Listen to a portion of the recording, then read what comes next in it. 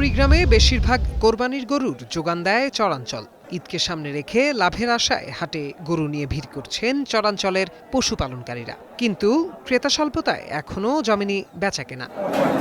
ব্রহ্মপুত্র, দুধকুমার এবং গঙ্গাধর এই তিন নদীর মিলিত স্থানে সদর উপজেলার যাত্রাপুর হাট। জেলার ৬ উপজেলার ২ শতাধিক চরের মানুষের পণ্য বেচাকেনার একমাত্র বড় হাট এটি। মাল কিনি ৬০,০০০, মাল বেশি ৫৫,০০০। বাজার একদম নরমাল। আমরা অনেক জায়গা থেকে চর থেকে গরু আনি, কিন্তু ওইরকম বাজার এখনো জমে নাই।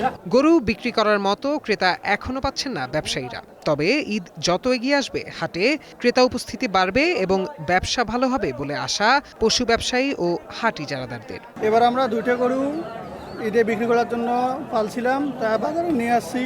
আমরা হয়তো কৃষকেরা যে গরু পালতেছি কষ্ট করি, হয়তো ভারতের গরু যদি আশাবাদ না আসে তাহলে হয়তো ভালো দামে হয়তো গরু কেনাকাটা করতে পারবো। এই হাটে 2-3 বছর থেকে কোনো ইন্ডিয়ান গরু আসে না, কিন্তু দেশি এবং স্থানীয় খামারি গরু দিয়ে আমাদের হাট চলমান চলছে।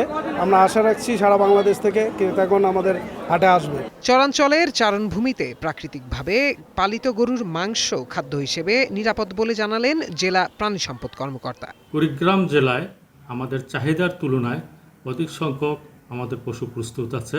চরাঞ্চলের গরুর চাহিদা বেশি, বিশেষ করে তারা প্রাকৃতিক উপায়ে কোনো রকম হরমোন স্টোরেজ ছাড়াই তারা তাদের গবাদি পশুকে লালন পালন করে থাকে।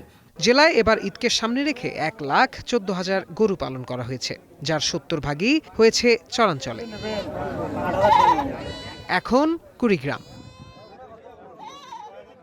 ওয়ালটন ফ্রিজ কিনে অনেকের মতো আপনিও হয়ে যেতে পারেন মিলেনিয়াল। সেরা পণ্যের সেরা অফার।